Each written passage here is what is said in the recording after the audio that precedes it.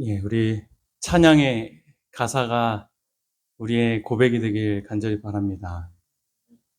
세상 참 많죠. 우리가 보고 느껴지고 그런 모든 것보다도 예수님이 최고인 우리 모두가 되면 얼마나 좋을까 생각해 보게 됩니다. 예수님이 최고시죠? 네, 우리가 정말 예수님만 집중하여 바라보며 살 때 하나님께서 모든 우리의 고민들과 걱정과 상황들을 역전시키시고 인도해 주시리라 확신합니다. 그런 예수님을 따라가는 우리 모두가 되었으면 좋겠습니다. 오늘은 설교라기보다 이번 휴가를 통해, 이번 휴가는 좀 그동안의 휴가랑 좀 다르게 읽고 있었던 우리 책이 있기도 했고, 좀 이렇게 자기를 좀 성찰할 수 있는 그런 시간으로 보낼 수 있었던 것 같아요. 하나님께서 그런 마음을 감동시켜 주시고 또 세상을 바라보게 하신 것이라 생각이 됩니다. 물론 이 30대 저의 주관적인 그런 생각과 경험이지만 우리 모두에게도, 여러분들에게도 유익한 그런 생각과 또 내용들이 되길 간절히 바랍니다. 제목은 이렇게 정해봤습니다. 발리 사람들을 보며 비춰본 나의 삶. 이번 휴가로 저희 가정은 우리 청량리교회 잠깐 다닐 때, 청년으로서 다닐 때 함께 신앙했던 청년 4명, 총 6명이 함께 인도네시아에 있는 발리라고 하는 곳을 다녀왔습니다. 이곳은 비행기 타고 직항으로 가면 한 7시간 걸리는 거리에 위치한 곳이고요. 근데 저희는 좀 싸게 가기 위해서 베트남을 거쳐서 갔어요. 그래서 오래 걸리기도 엄청 오래 걸리고, 비행기도 경유할 때 몇 시간 기다리기도 하고, 아무튼 오래오래 갔는데, 그래도 왕복 한 30만 원에 이렇게 좀 1인당 이렇게 좀 저렴하게 잘 갔다 왔던 것 같습니다. 인도네시아가 어떤 나라인지 아시죠? 어디에 있는 나라인지 아실 것입니다. 이 왼쪽으로는 동남아시아 내륙 부근부터 호주 저 앞바다까지 길게 이어진 섬으로 이루어진 나라가 인도네시아입니다. 섬 개수만 해도 17,000여 개가 된대요. 그게 뭐 엄청 많죠. 면적은 전 세계에서 14위 정도 되는 그런 면적이고요. 인구는 2억 8천만 명. 굉장히 많죠. 섬나라이지만 일본보다도 훨씬 많습니다. 종교는 이슬람이 87%고요. 기독교가 10%, 힌두교가 3%인 나라가 인도네시아입니다. 그래서 정말 여행하는 내내 교회를 본 적이 없어요. 안식일에 우리 재림교회 찾아가서 본 거 외에는 진짜 뭐 천주교는, 가톨릭 성당은 있다간 보여도 우리 기독교, 개신교를 보기는 굉장히 힘든 곳이 이 나라였습니다. 이 넓은 섬들 중에, 인도네시아 중에 이 중앙에 있는 섬이 발리라고 하는 섬입니다. 이걸 확대해서 보면 이렇게 생겼어요. 제주도 면적의 4배래요. 그런데 인구는 여기에 440만 명이 살아요. 제주도의 7배나 돼요. 그러니까 제주도의 면적 대비 굉장히 인구 밀도가 또 있는 지역입니다. 게다가 이 모든 섬이 그렇듯이 이 발리섬도 위에 이렇게 산이에요. 다 화산지대. 그래서 사람들이 이곳에 안 살고 어디 살까요? 산을 피해서 해변가, 그리고 특별히 여기 중앙에 보면 덴파사르라고 하는 좀 평지스러운 그런 땅이 있는데 대부분 여기서 이제 사람들이 살아요. 그래서 여기 인구만 거의 70만이 된다 이야기를 합니다. 이 발리라고 하면 대부분 누가 가죠? 맞아요. 신혼여행으로 이 신혼부부들이 굉장히 많이 가요. 저는 근데 이번에 다녀오면서 왜 굳이 이렇게 갔다 오나 저는 오히려 의문이 생겼습니다. 왜냐하면 너무나 복잡해요. 사람도 많을 뿐더러 우리가 여기서 대전 가고 청주 갈 때 얼마면 갑니까? 시간으로. 다 1시간 이내로 가지 않아요? 뭐 한 30km 요 정도 떨어진 곳이기 때문에. 그런데 이 발리는 그 같은 거리를 얼마나 갈까요? 기본이 3시간 이상이고요. 그리고 이제 차가 많이 몰리는 뭐 퇴근 시간이라든지 주말 같은 경우는 다 6시간이 걸린대요. 여기서 대전 가는데.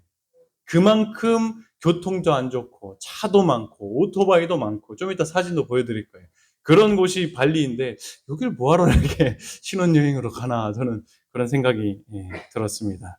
여튼 이제 발리를 처음 가본다 하면 이 발리 섬 중에서도 대부분 요 빨간색 동그라미 안에 있는 곳을 가게 됩니다. 저희도 이쪽을 다녀왔어요.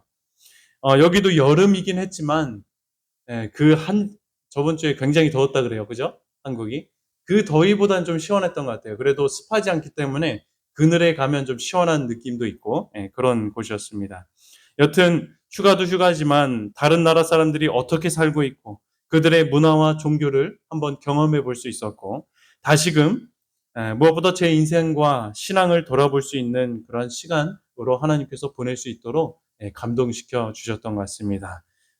이렇게 휴가 다녀올 수 있도록 배려해 주신 우리 모든 성도님들과 또 하나님께 감사를 드립니다. 나라와 지역에 대한 소개는 여기까지고요. 이제 짧은 그런 시간이었지만 제가 경험한 발리 사람들의 모습을 몇 가지 좀 소개해 드리려고 합니다. 발리 사람들에게서 배울 점이 참 많더라고요. 그리고 그 경험을 통해 제 삶을 성찰할 수 있었습니다. 첫 번째로는 이건 개인적인 제가 본 거예요. 걱정과 염려가 상대적으로 우리 대한민국에 사는 사람들보다 적어요. 참 걱정과 염려 없이 사는 모습을 보게 되었습니다. 여러분들의 삶은 어떠신가요? 걱정과 염려를 많이 하며 사십니까? 어떠세요? 저는 성격상 걱정이 많아요.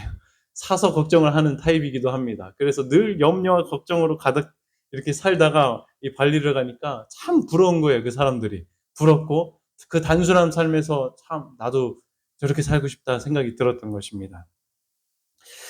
발리에선 한국에서 받은 국제 면허증이 통하지가 않아서 대부분 이제 어디 관광지를 갈 때 다 택시를 빌렸습니다. 공유 택시 같은 카카오 택시 같은 그런 걸 빌려서 이제 이용을 했는데 처음 공항에 도착해서 숙소로 가는 거리가 이제 대전 거리예요. 여기서 대전 가는 거리예요. 그런데 역시 차가 많이 막혔습니다. 지금 이거는 사람이 없을 때 이제 그 발리의 도로를 찍은 것인데요. 사실상 이렇게 1차선이지만 이것도 굉장히 좁아요. 그 한 차선이 차가 겨우 하나 지나갈 정도로 옆에 뭐가 있으면 다 침범해서 이렇게 다른 차선으로 이렇게 가곤 합니다. 역시나 숙소까지 가는데 거리는 짧지만 3시간 이상이 걸렸어요. 실제는 이래요. 예, 보이시죠? 길은 좁은데요. 차는 양쪽으로 이렇게 가야 되고요. 그 사이사이에 오토바이가 꽉 찼어요. 이곳이 발리입니다. 여기 왜 가는지 모르겠어요. 뭐 어디 하나 구경 가는데도 하루 종일 차 타고 가거든요. 짧은데. 예. 어떨 때는 걸어가는 게 더 빠를 때가 있어서 택시 타다가도 여행 중에 내려서 그냥 걸어갔던 경험도 많습니다. 보시는 대로 총체적 난국이고요. 실제로 경적 소리와 매운 냄새까지 맡으며 다닐 때 그 느낌은 이루 말할 수가 없습니다. 장난이 아니고 정신이 몽롱해져요. 여튼 이 공항에 도착해서 이제 첫 숙소로 가는 길도 퇴근 시간 때문에 더해져서 굉장히 길어졌던 것입니다. 그래도 여행 첫날이니까 아주 기쁜 마음으로 또 그렇게 오래 걸릴 줄도 모르고 우리 그런 말 있잖아요. 모르는 게 약이라고. 가까운 거리니까 금방 갈 줄 알고 그냥 이렇게 갔습니다.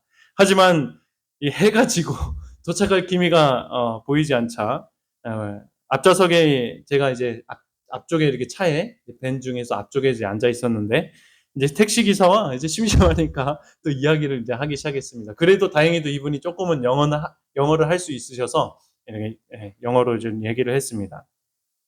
5, 60대로 보이던 아저씨셨는데 이렇게 새로운 사람과 의뢰 나누는 대화처럼 여러 가지 그냥 질문을 했습니다. 고향이 어디고, 뭐 가족은 어떻게 되시냐, 자녀는 어떻게 몇 명이 되시냐, 또 이 일은 또 얼마나 하셨냐, 뭐 여러 가지 그냥 사람 대 사람으로 이렇게 이야기를 나눴습니다.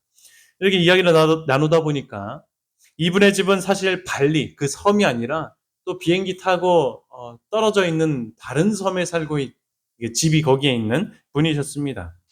그래서 나머지 가족들은 다 그 다른 곳에 있는 집에 있고 예전에 했던 코로나 때문에 이제 식당을 했었는데 코로나 때문에 이제 좀 영업을 접게 되었대요. 그래서 이 발리섬에 와서 지금은 가족들의 생계를 위해서 이렇게 운전 일을 하고 있다라고 이야기합니다. 그러면 잠은 어디서 자고 먹는 건 어떻게 해결하냐 하니까 잠은 회사에서 택시 회사에서 운영하는 그 도미토리 그 기숙사에서 다른 사람들하고 지내고 또 뭐 밥도 거기서 주지만 대부분 밖에서 이렇게 손님들 태워주고 중간중간 짬날 때 시간 날 때 그냥 혼자서 이렇게 외로이 먹는다고 이야기를 합니다. 그래서 집도 3개월에서 6개월에 한 번 갈까 뭐 이렇게 이야기를 하셨죠. 자녀들이 6명이 있대요. 아들 5, 딸 하나, 큰아이가 20대고 막내가 9살 되는 그런 자녀를 둔 아버지였어요. 그런 사랑하는 가족들을 자주 보고 싶긴 하지만 가장으로서 돈을 벌어야 했기 때문에 할 수 없다고 이렇게 이런 삶을 살고 있다고 하면서 오히려 걱정하는 저를 안심시켜 주었습니다. 그런 대화 중에 기사님은 저에게 또 질문을 해요. 결혼했냐고. 네. 아, 결혼했다. 여기가 내 아내다. 뭐 이렇게 이야기를 하면서 했어요. 그럼 자녀는 몇이냐고. 아직 자녀는 없다고. 왜 없냐고. 아, 그렇다고. 그런 얘기를 좀 나눴어요. 계획 중에 있다고 했죠, 그냥. 이제, 그러면서 이분이 자녀 낳을 수 있으면 많이 낳으라고 이야기를 하더라고요. 그래서 그 말씀을 들었을 때 속으로 어떤 생각을 했냐면, 아이, 당신이야 인도네시아 사람이니까 가능하죠. 지금 한국에서 애 키우는 게 얼마나 힘들고 그런데요. 제가 속으로 이제 그냥 그런 생각을 했죠. 그런 생각을 하던 찰나에 기사님이 또 질문을 해요. 애 낳게 되면 몇 명 낳을 거냐고 굉장히 구체적으로 물어보셔요. 그냥 뭐 한두 명 정도 낳을 것이다. 계획하고 있다. 이렇게 얘기했어요. 많이 낳고 싶지만 사실 한국의 사정도 이야기했어요. 한국이 참 살기 어렵고 막 자녀 키우는 게 어려서 요즘 사람들 1명 혹은 2명 안 낳는 사람도 있고 결혼 안 하는 사람도 있다. 막 이제 그런 이제 얘기를 했죠. 그런 이야기를 다 들고 나서 이 기사님이 하신 말씀이 제 마음 깊이 또 자리 잡게 되었습니다. 아무리 그래도 자녀를 많이 낳아서 한번 길러보아라 이야기를 했어요. 나라고, 인도네시아 살고 있는 나라고 자녀 6명 키우는 게 결코 쉬운 게 아니다. 하지만 그래도 자녀들에게서 오는 행복이 크고 또 국가에도 도움이 되는 것이니 얼마나 자기는 자녀 이렇게 6명을 키우고 자라는 거에 자랑스럽고 또 감사하다 이런 얘기를 했습니다. 그러면서 또 이야기를 해요. 돈이 없으면 작은 집에서 살면 되고 또 도시가 또 비싸니까 그렇다면 시골에 가서 살면 되지 않느냐? 이런 얘기를 하더라고요. 되게 참 낙관적이고 긍정적인 그런 답변을 들은 것이에요.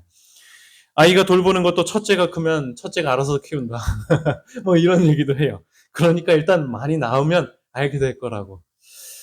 우리나라 여러분들이 알다시피 우리나라 출산율이 참 심각해요.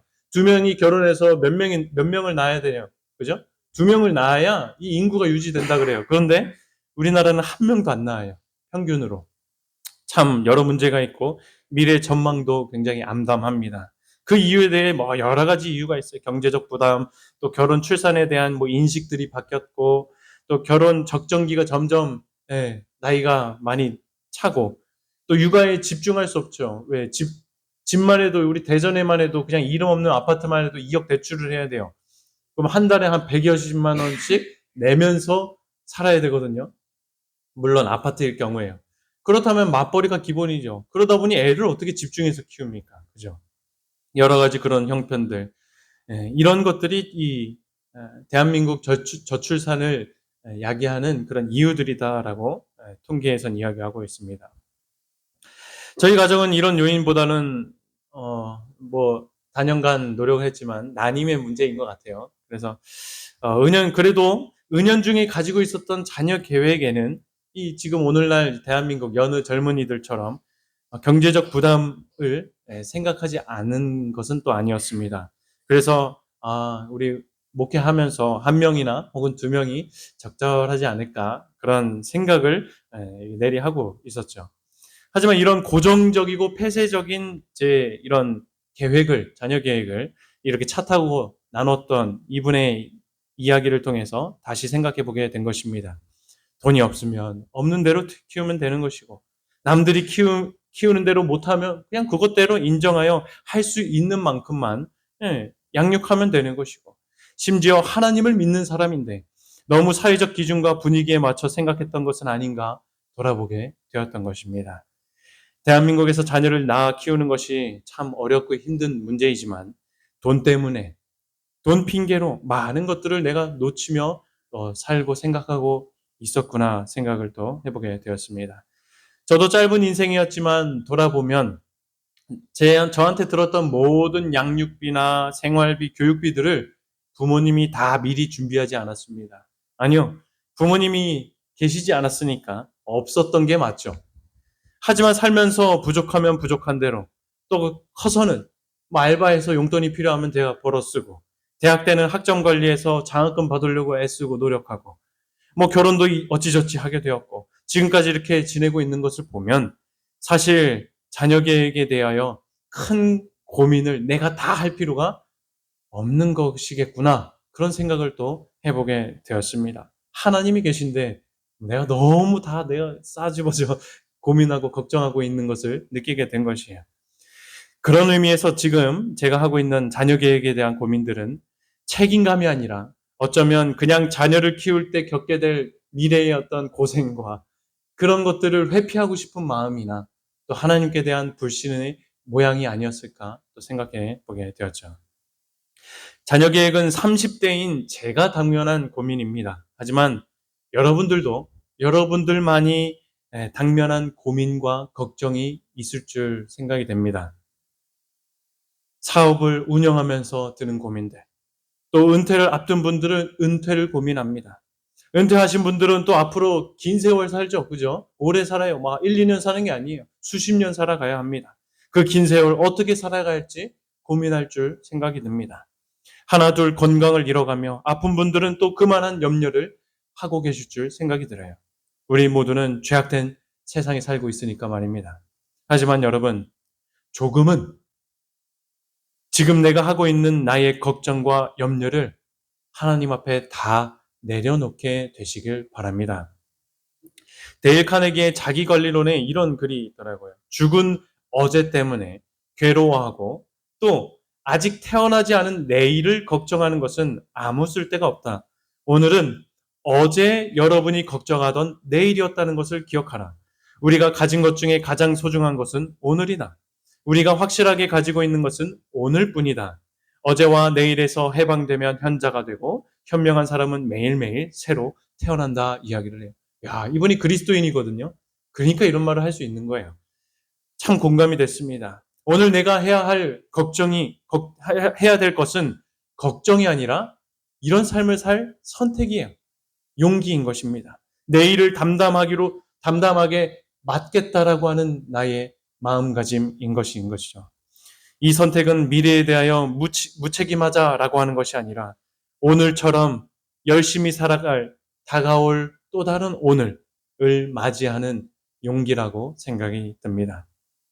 예수님도 공생의 첫 교훈의 말씀으로 우리들이 하는 걱정과 염려에 대해 이런 말씀하셨죠. 내일을 위하여 뭐 하지 말라고요? 염려하지 말래요. 그러면서 뭐라고 말씀하십니까? 내일 일은 내일이 염려한대요. 이게 무슨 말입니까? 여러분, 예수를 믿는 사람들은요, 내일 일에 대하여 염려하지 않아야 합니다. 왜 그렇습니까? 내일 일은 누가 염려하는 것이에요? 내가 하는 것이 아니라 여기서 본문에 나온 듯이 내일이 염려하는 거예요. 내일 가서 염려하라는 말도 아닙니다. 내일이 그 내일을 염려할 거라는 것입니다. 이 헬라어 본문으로도 보면 내일 그 자체가 염려하는 것으로 이렇게 주어가 표시가 돼요.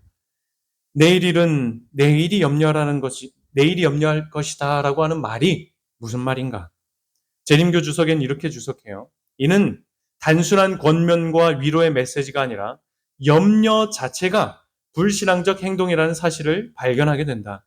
진정 내일의 주인은 고뇌하는 인간이 아니라 은혜로 섭리하는 누구요? 하나님이신 것입니다. 여러분, 우리에게 하루하루 호흡을 주시고 생명을 주셔서 일어나서 생활을 하게 하시고 살아갈 힘과 능력을 주시는 시간을 주시는 분이 누구십니까? 하나님이심을 잊지 말라고 하는 것입니다.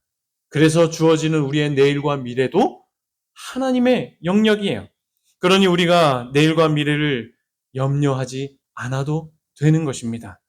염려하고 걱정하기보다 하나님의 은혜를 바라고 믿음으로 시간의 주인 되시는 주님을 의지하는 저와 여러분 모두가 되길 간절히 바랍니다. 함께 읽어볼까요? 너희 시작. 너희 염려를 다 주께 맡겨라. 이는 그가 너희를 무엇하기 때문에 돌보시기 때문이다. 사랑하는 성도 여러분, 이 말씀을 믿게 되시길 바랍니다. 저와 여러분들이 하고 계신 내일의 걱정과 미래에 대한 염려를 하나님께 한번 다 맡겨보게 되시길 바라요. 우리가 누구입니까? 하나님을 의지하며 사는 그리스도인들 아닙니까? 내일의 주인 되신 여호와 하나님께 모든 것을 맡기게 되시어서 우리를 친히 돌보시며 가장 좋은 길로 인도해 주심을 몸소 체험하고 경험하게 되길 주님의 이름으로 축복합니다. 오직 두려워할 것은 이것이라고 선지자는 말씀하셨어요. 우리는 주님께서 우리를 인도해 오신 길과 우리의 과거의 역사를 통하여 주신 그분의 가르침을 뭐하는 것? 잊어버리는 것 외에는 미래를 위하여 걱정하거나 염려하거나 두려워할 것이 전혀 없다고 말씀하셨어요. 지나간 어제와 지난 삶도 과거 시점에서 보면 내일이었고 미래였습니다. 그죠? 하지만 우리들이 지금 어떻게 지내고 있습니까? 또 어떻게 지내왔습니까? 하나님이 인도해 오셨음을 확신하지 않으십니까? 지난 우리의 삶을 인도해 오신 하나님께서 남은 우리의 모든 시간과 삶까지 친히 인도해 주실 줄 굳게 믿는 저와 여러분 모두가 되길 간절히 소망합니다. 이렇듯 처음으로 인도네시아 사람과 이야기 나눴던 게 얼마나 감동이 되고 생각이 이렇게 됐는지 모르겠습니다. 그 3시간 거리가 제게 있어서는 참 내가 얼마나 필요 없는 걱정과 염려를 하며 살았는지 참 부끄럽게 제 자신을 성찰하게 되었고, 그리스도인으로서 좀 더 내 염려를 하나님께 내려놓고 또 주님의 평안을 구해야겠다 또 생각도 해보게 되었습니다. 두 번째로 제가 발리에서 만났던 사람들은요, 참 욕심도 없이 자기가 하고 있는 일들을 성실하게 감당하며 살아가고 있었습니다. 아름다웠어요. 이 여행 중 한 날은 이 발리 섬의 남부 지역, 저 맨 끝에 혹같이 생긴데 좀 밑으로 사진 되어 있죠.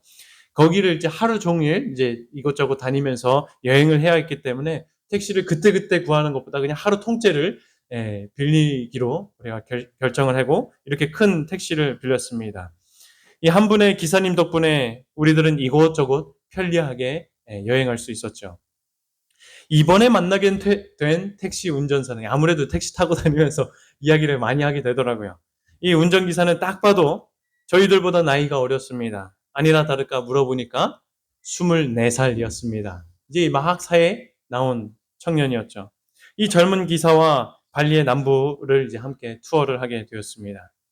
이 최남단, 발리 최남단에 가면 울루와투 사원이라고 이렇게 있어요. 울루는 땅끝이라는 말이고 와투는 절벽, 바위라고 하는 말이에요. 그러니까 울루와투 사원이 무슨 말이에요? 한국말로? 땅끝에 있는 절벽 위에 있는 사원이다. 보면 됩니다. 힌두교 사원입니다. 힌두교 사원은 다 신성하게 여겨졌기 때문에 특히 이제 허리 아래를 가리는 천인 이 사롱, 여기 사진에 보듯이 보라색 천이 있어요. 이게 꼭 착용해야 되는데 관광객들 중에서는 뭐 짧은 바지나 치마를 입은 사람이 있으면 이 보라색 천을 꼭 누르고 안에 들어갈 수 있었습니다. 그렇지 않은 사람은 저나 제 아내처럼 긴 바지 이거였기 때문에 그냥 주황색 이제 허리띠 정도 이렇게 메고 사람들이 안에 다녔습니다. 여기서는 금지 사항이 많았어요. 특히 그 중에서도 원숭이가 참 많은데요, 여기. 우리 길고양이처럼 그냥 사는 게 원숭이에요. 이 선글라스든지 모자라든지 카메라든지 휴대폰이라든지 뭐 음식이라든지 그냥 보이면 싹 가져가고 돌려주질 않는데요. 그리고 다 망가뜨리고 이렇게 말이에요. 그냥 뭐 할 수 없어요. 그러니까 뺏기지 않기 위해서 이거를 그냥 꺼내지 말라고 해요. 그냥 주의사항으로 이제 알려줍니다. 그래서 저희도 사진을 많이 못 찍었어요. 무서워서 휴대폰 가져가 버리고 막 할까봐.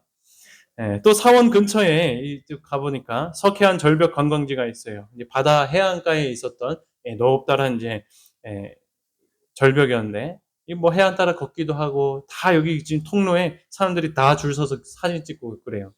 예. 그냥 이렇게 걸어 다녔습니다. 그 외에도 뭐 가볼 만한 유명한 해수욕장도 가보고 또 이제 해가 지는 선셋 매일 보는 우리의 그건데도 선셋으로 유명한 그 카페도 가보고 하면서 그렇게 하루를 남부 투어를 알차게 좀 보냈습니다. 그렇게 아침 9시부터 집에 오니까 숙소로 오니까 밤 9시가 됐어요. 12시간을 이곳저곳 다니며 여행을 했어요. 보니까 한 2만 보 가량 걸었더라고요. 아, 이 여행이 보통 쉬운 게 아니에요. 그런데 여러분, 저희들이 하루를 위해 이 아까 큰 택시를 빌렸다고 했죠. 이 비용이 얼마나 왔을까요? 12시간을 타고 다녔어요. 아침부터 계속 쫓아다니면서. 한국 같으면 얼마 나올까요? 거의 뭐 한 몇십만 원 나올 것 같죠. 하루 종일 12시간인데요. 이 나라 화폐로 100만 루피아인데 화폐 단위가 다 커요. 숫자가. 예, 그래서 굉장히 아껴 쓰게 되더라고요. 크니까. 근데 사실 한국 돈으로 8만 5천 원이 들었습니다. 그것도 팁 포함해서. 예. 우리야 싸서 좋았지만 우리를 위해 수고해준 이 젊은 기사가 벌어간 돈은 생각해보면 결국 회사의 수수료 떼고 뭐 여러 가지 다 떼서 그 8만 원도 안 되는 돈을 12시간 아침부터 밤이 맞기까지 벌어간 것입니다. 적은 돈을 벌고 근무 시간이 훌쩍 넘었죠. 밤 9시까지 했으니까요. 여행 내내 이 기사가 짜증 한 번 안 내고 우리가 들려달라고 하는데 다 들려주고 여행 중에는 차에서 기다려주고 그렇게 밥도 혼자 먹고 그렇게 열심히 하루하루 일했는데 번 돈 치고는 너무 적은 거 아닌가 그런 생각이 들어요. 물론 그 나라 물가와 화폐 가치가 우리나라와는 다르겠지만 저는 그런 생각을 했습니다. 우리나라 젊은 20대 또 30대 출퇴근 정확하게 지켜야 되고 월화배를 중시하는 이 우리나라 젊은이들 가운데 이렇게 아침부터 밤이 이 퇴근 시간도 훌쩍 넘어버린 12시간을 회사를 위해서 일하고 많지 않은 돈을 버는 일을 만족해하며 일하는 우리 젊은이들이 얼마나 될까? 다들 성공하려고 하고 부자가 되길 원하지 이런 삶을 살고자 하는 사람은 아마 적지 않을까 생각이 들었어요. 저도 반성이 되었어요. 그렇게 열심히 우리는 놀았지만 우리를 위해 하루를 소모하고 수고한 젊은이 이 20대 기사님을 보면서 또다시 발리 사람들의 아름다운 면모를 보게 되었습니다. 이 청년만 그렇게 사는 것이 아니었어요. 그냥 모두가 그냥 욕심 없이 주어진 일을 감당하며 살고 있는 것 같았습니다. 이 차 타고 다니면서 여러 참 신기한 모습들을 봤어요. 이 무거운 시멘트 그거를 여성분들이 이렇게 지면서 다니는 것들을 많이 봤고요. 또 한 번은 이제 카페에서 시원한 이렇게 아이스크림을 먹고 있는데 이제 해가 져가지고 이제 저녁에 퇴근길이었나 봅니다. 이렇게 생긴 트럭 몇 대가 쭉 지나가는데 이 뒤에 트렁크 공간에 사람들이 콩나물 마냥 이렇게 다 서서 인부들이었겠죠. 그렇게 퇴근하는 모습들을 보게 되었습니다.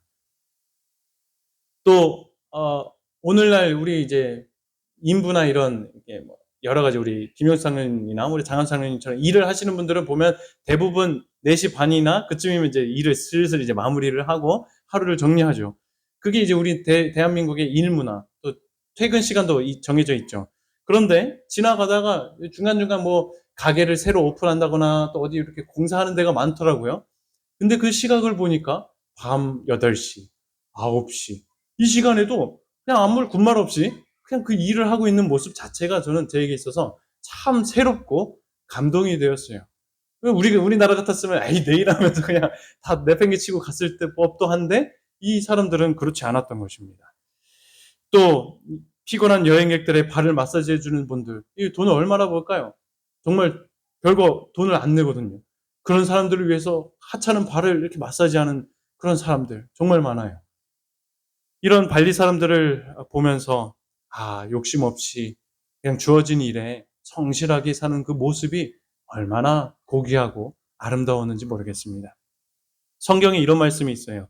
적은 소득이 공의를 겸하면 많은 소득이 불의를 겸한 것보다 낫다. 이 쉽게 번역한 성경책을 보면 의롭게 살며 적게 버는 것이 불리하게 살며 많이 버는 것보다 낫다고 말씀하셔요.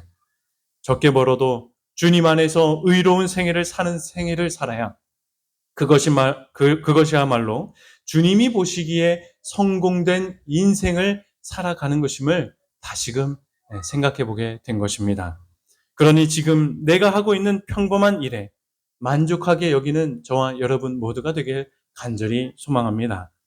재림교 주석에도 이런 말씀이 있어요. 의가 없는 제사는 마음의 평안을 주지 않고 몸의 건강을 보장할 수도 없고 잘못된 방법으로 얻은 재물을 소유할 때는 만족도 없다. 그러나 의인이 올바른 방법으로 얻은 작은 재물일지라도 그것에서 충분한 행복의 보상을 받을 수가 있고 시기나 물욕이 일어나지 않게 된다 이야기합니다. 자본주의와 경쟁사회에 살고 있는 우리 대한민국 국민은 특히 그 중에 그리스도인들이라면 돈과 성공, 명예 등으로부터 눈을 돌려서 이러한 주님이 주시는 마음의 평안과 행복을 회복할 필요가 있겠다 생각이 들었습니다. 언제부턴가 우리나라는 학교에서부터 1등 하는 것만 강조하고요. 좋은 대학 가서 돈 많이 버는 직업을, 직장, 대기업을 가는 것을 선호하고 인정하고 돈 많이 벌고 성공하는 인생을 꿈꾸게 만들고 있는 것 같습니다. 평범한 삶을 살아갈 용기나 보통의 삶을 속에서 보람을 느끼는 그 기쁨이나 일상 가운데서 발견할 수 있는 행복을 전혀 가르치고 있지 않다 생각이 들었습니다. 저도 이런 무한 경쟁 사회 속에서 교육받고 자라오면서 저도 모르게 비전과 꿈이라는 명목하에 언제나 인정받고 잘하고 싶고 성공하고 싶어 했던 것 같았습니다. 그렇게 20대, 지금까지도 영향을 받아오며 살아왔음을 이 발리 사람들을 보면서 돌아보게 된 것입니다. 여러분들은 어떠신가요? 오늘날을 살아가면서 쌓아온 어떤 나의 재산이 없다거나 큰 업적을 이루지 못했다 생각하여 자신감을 잃고 주눅된 삶을 살고 계시는가요? 아니면 평범하고 소박하고 아니요 오히려 가난한 삶을 살지라도 큰 욕심 안 부리고 주어진 일을 성실하게 감당하는 삶을 만족하며 살아가고 계시는지요?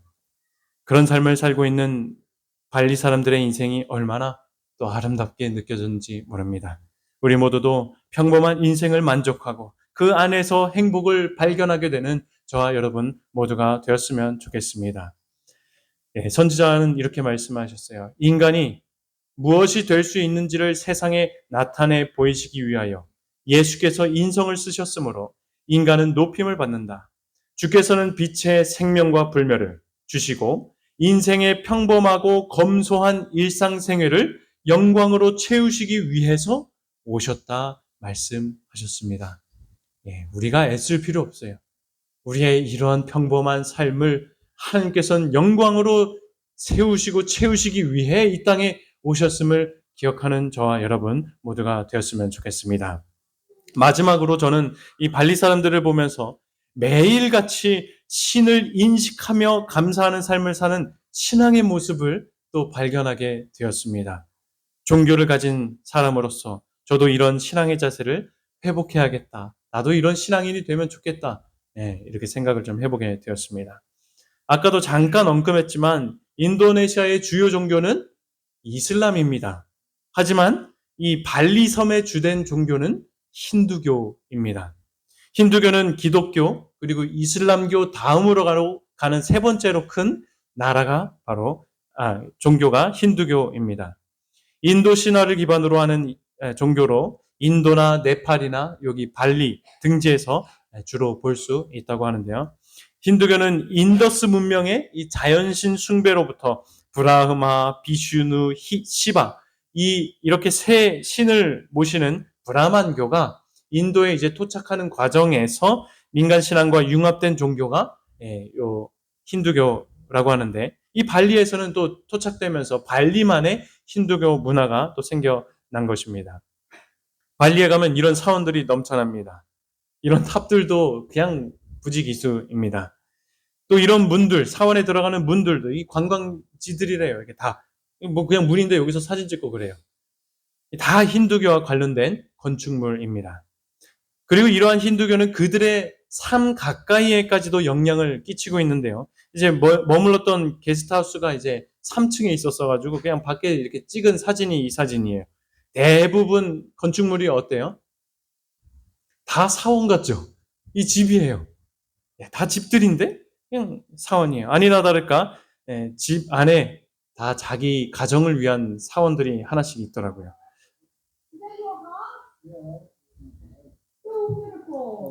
집이 이렇게 생겨요. 문도 저렇게 다 문양이 되어 있고요. 의미가 다 있어요. 색깔도 그렇고. 들어가자마자 사원들이 다 있습니다. 집마다. 관리 사람들은 집을 지을 때 집 마당에 반드시 가족 사원이 상가를 세워야 한답니다. 반드시 세워야 된대요. 집에. 집을 지으려면 사원 공간도 생각해야 되는 거예요. 집인지 사원인지 모를 정도로 다 이렇게 생겼습니다.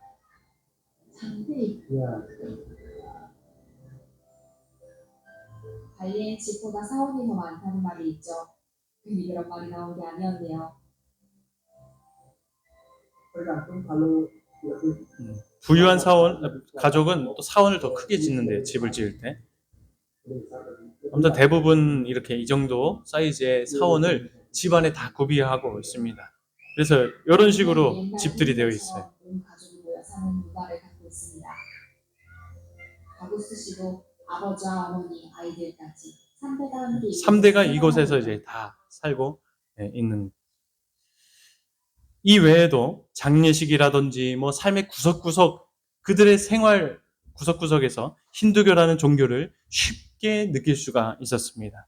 그들에게 있어서 종교는 감출 수 없는 것이고 그냥 삶 자체였습니다. 저는 이런 힌두교 문화 중에서도 유독 인상에 남았던 것이 있는데 바로 이것이에요. 찬양살이라고 하는 것인데요. 힌두교 신자들이 매일 드리는 어떤 공양 같은 겁니다.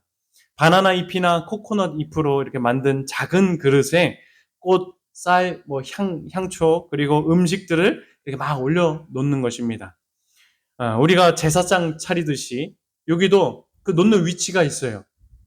거기에는 이제 구방향 신이 있는데 그 9방향대로 신에게 하는 공양 드리는 위치가 있습니다. 그렇게 정성스레 찬양사리를 만들어 기본은 매일 아침마다 이렇게 찬양사리를 만들어서 그리고 어떤 사람은 아침, 점심, 저녁 하루에 3번씩 하는 가정도 있다고 합니다. 이렇게 만든 찬양사리는 집 앞에는 기본이고요. 제가 쭉 그냥 여행 다니면서 못 볼 데가 없었습니다. 사진이 정말 많은데 몇 가지만 찍었어요. 뭐 큰 쇼핑몰에도 있고요. 어떤 그냥 개인 가게 운영하는 데도 들어가 있고요. 길거리에도 있고요. 또 자기 배를 운영하면 배 앞에 있는 모래에다가 두기도 하고 배에다 놓기도 하고 거기는 이제 자전거 오토바이도 많이 타니까 차뿐만 아니라 어디 뭐 놀 수 있는 데는 생활 곳곳에 다 이 찬양사리를 다 어쩌면 부적처럼 이렇게 다 두고 있었습니다. 그냥 이들에게 있어서 찬양사리는 생활이었습니다. 이 길 가면 널린 게 찬양사리여서 어쩌면 야 이거 언제 다 치우나 이런 생각 들 정도로 사람들에게 짓밟히는 것들도 많고 그게 지저분하다 생각이 들었는데 이게 다 치우는 사람이 또 따로 있다 그러고 거기에 올려진 음식은 거기에 이제 다니고 있는 뭐 집에서 키우는 동물이나 뭐 강아지, 고양이, 비둘기, 원숭이, 닭, 소 이런 뭐 다 그런 동물들이 먹는다고 이야기합니다. 여튼 사람과 동물과 어울려 사는 모습도 제게 있어서 참 감동이었습니다. 이 발리 힌두교인들이 왜 이런 의식을 매일 드릴까요? 이 찬양사리 의식은 특별히 발리에서만 볼 수 있다고 하는데 그 이유가 신에게 감사를 표하고 또 그 하루를 위해서 복을 위하는 그런 행위였다고 합니다. 그렇게 매일같이 오늘 하루 신으로부터의 보호를 구하고 감사한 마음을 매일같이 표현을 하는 것이죠. 제가 보기엔 그들의 이러한 의식은 단지 의무로 하는 것이 아니라 그냥 일상 그들이 믿는 신을 정말로 인식하면서 일상생활 가운데서 나타내는 신앙의 모습이다 저는 느껴졌습니다. 정말이지 매일 이 새로운 찬양사리가 깔리는 것을 볼 때마다 오늘도 이분은 기도드렸겠구나. 오늘도 그들이 믿는 신에게 또 마음을 드리는구나. 이런 생각이 들었어요. 그래서 그런지 발리 사람들은 만날 때마다 참 친절하고 긍정적이었던 것 같아요. 어느 가게에 가나 밝은 미소로 맞아주고 심지어 첫 손님이면 그게 하루의 첫 손님이면 이렇게 얹어서 팔거나 이렇게 하지 않아요. 오히려 깎아주면 깎아줬지 정가대로 이렇게 파는 어떤 그런 삶을 살고 있었습니다. 이런 발리 사람들의 모습 속에서 감명이 되었던 것은 그들은 누가 봐도 힌두교인이라 느낄 수 있을 정도로 그들이 믿는 종교를 증거하고 나타내고 그들이 믿는 신에게 매일같이 감사를 표하고 사람들에게도 친절과 관용을 나타내는 삶을 살고 있었다라고 하는 사실입니다. 마태복음엔 이런 말씀이 있죠. 누구든지 사람 앞에서 나를 시인하면 나도 하늘에 계신 내 아버지 앞에서 우리를 시인할 것이다 말씀하셨습니다. 우리 그리스도인들은 살면서 우리의 종교를 드러내지 않고 살아가기가 어렵습니까? 쉽습니까? 쉽죠. 왜냐하면 힌두교처럼 요구되는 어떤 집의 양식도 없고 찬양사리처럼 뭘 해야 되는 것도 없어요. 그죠? 보이지 않습니다. 교회 가는 것 말고는 우리 삶에서 그리스도인이라는 어떤 그런 모양을 내가 결심하면 드러내지 않을 수가 있죠. 그래서 너무도 쉽게 또 자주 내가 그리스도인인 것을 감추며 살아갈 때가 있는 것 같습니다. 필요에 따라 또 상황에 따라 언제고 우리는 그리스도인인 것을 숨기고 목사, 장로, 집사인 것을 감추고 살아가는 것입니다. 그래서 나의 말과 행실도 조금은 타협하고 정직하지 못할 때가 있는 것이죠. 저는 발리 사람들을 보면서 다시금 생각해 보게 되었습니다. 나는 어떤가? 주변 사람들로부터 예수 믿는 사람임을 시인하며 잘 증거하며 지내고 있는가? 여러분들은 어떠하신지요?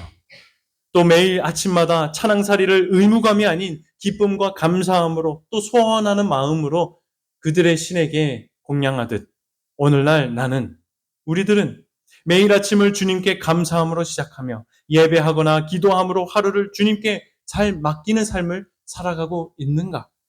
아침 말고도 하루 중간중간 어느 때건 하나님의 존재를 인식하는 가운데 삶을 살아가고 있는가? 그래서 만나는 사람들에게 친절과 관용을 베푸며 사랑을 증거하고 가능하다면 복음을 증거하는 삶을 살고 있는가? 저는 이렇게 발리 사람들의 삶을 보면서 제 신앙을 돌아보게 되었습니다. 복음교역자의 이런 말씀이 있어요. 하나님께 대한 참된 경외심은 하나님의 임재하심을 인식함으로 생겨난다고 했습니다. 뭘 하면서요? 하나님의 임재하심을 나와 동행하시고 지금 나와 같이 계심을 인지하고 인식함으로써 생겨난다라고 하는 말씀입니다. 그래서 구세주의 임재하심을 인식하는 곳에서는 경솔함에 치우치는 경향이 없고 자기 자신을 드러내는 일이 없을 것이다. 선지자는 말씀하셨죠. 사랑하는 성도 여러분, 오늘날 기독교가 회복해야 하는 것이 있다면 저는 바로 하나님을 임재하는 의식이 우리들에게 회복되어야 된다 생각이 듭니다. 가정에서 하나님의 임재하심을 인식해야 하지만 우리 자녀들도 독립하여 살 때 하나님의 존재를 인식하며 사는 성인이 되는 것입니다. 우리들의 일터와 직장에서 주님을 인식하는 삶을 살아야만 올바른 것을 선택하고 정직하고 성실할 수 있는 것이며 사람들에게 친절과 사랑을 나눠주며 복음을 전할 수 있게 될 줄 믿습니다.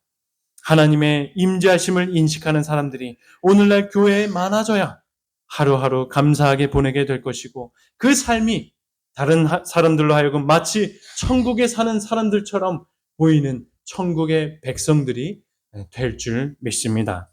오늘날 저와 우리 모든 성도님들 그리고 교회의 모습 가운데 하나님을 인식하는 삶을 회복하게 되어서 언제 어디서 무엇을 하든지 간에 나를 통하여 하나님께 영광을 돌리게 되는 멋지고 아름다운 그리스도인들의 생애가 되길 간절히 바랍니다. 이제 말씀을 정리합니다. 이번 휴가로 발리 사람들을 이제 제가 보면서요. 삶을 살아가는 자세와 정신, 삶에 묻어나오는 그들의 신앙심, 그리고 감사한 나날 속에 느껴지는 행복이 얼마나 아름답고 부럽고 고귀하게 느껴졌는지 모르겠습니다. 하물며 우리 그리스도인의 삶은 어떤 삶이 되어야 할까요? 주변 사람들이 우리의 삶을 볼 때 어떻게 느껴져야 될까? 한번 생각해 보게 되시길 바랍니다. 우리 모두도 주님을 따르는 참 그리스도인들이 되어서 내일과 미래를 주님께 맡겨 염려하지 않는 삶을 살고 욕심 부리지 않고 내가 맡은 일을 성실히 감당하며 매일 하나님의 임재하심을 인식하는 가운데 감사하는 삶을 우리 모두가 살게 된다면 분명 나로부터 변화를 이루게 될 것이고 주변에 그리스도의 향기와 빛이 퍼져나가서 하나님의 영광을 드러내게 될 줄 저는 확신합니다. 그런 삶을 우리 모두가 우리 각 생애를 통해서 주님께서 역사하여 주길 간절히 바라면서 오늘 말씀을 마치겠습니다.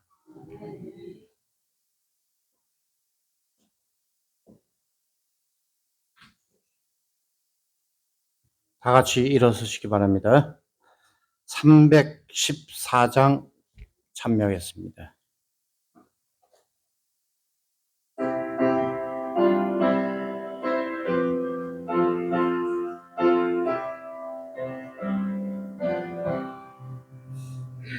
주 예수 말씀하기를 평행이